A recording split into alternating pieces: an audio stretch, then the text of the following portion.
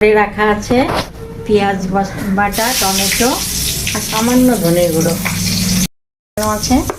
এই কুচনো পেঁয়াজটা দেব, প্রথমে একটু জিরে দেব, তারপরে এই পেঁয়াজ কুচনোটা দেব।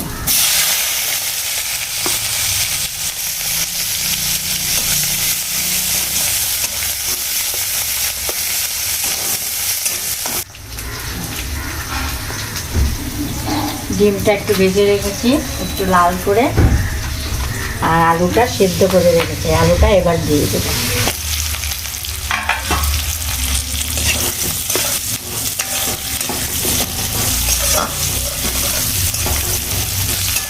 একটু আদা কুচিয়ে দিলাম, কারণ ডিমে একটু আদা দিতেই হয়।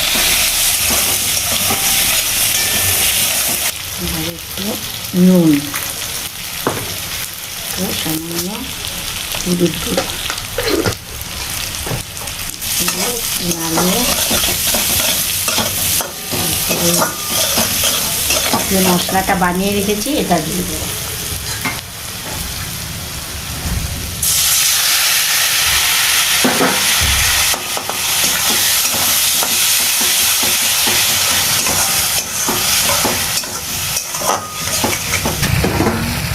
মশলা থালাটা ধুয়ে সামান্য একটু জল দিয়ে দিলাম।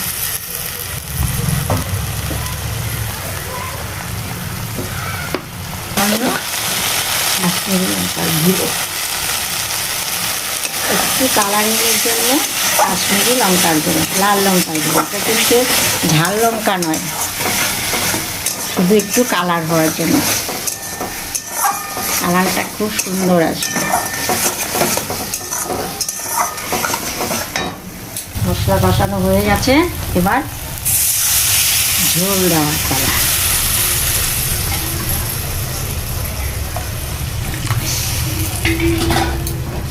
আমি এইটুকুই ঝোল দেবো, আপনারা যে যেরকম ঝোল রাখবেন সেই হিসেবে জল দেবেন।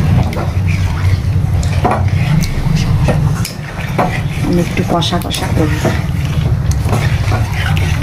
যখন নামাবো তার আগে তোমাদেরকে আবার দেখাবো।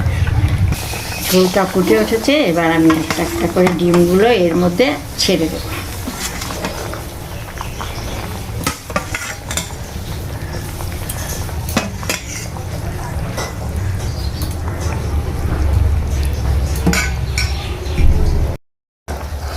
এই যে ডিমের ঝোল প্রায় শেষের দিকে, একটু ফুটলেই নামানো হবে।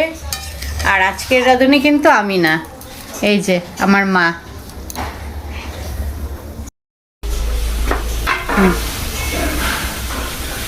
এটা হয়ে গেছে। থ্যাংক ইউ সবাইকে দেখার জন্য। পারলে একটু লাইক কমেন্ট শেয়ার করে পাশে থাকবে, ঠিক আছে? কেমন হয়েছে বলো। আমার মা কিন্তু অপেক্ষায় থাকবে তোমাদের কমেন্টে। Thank you.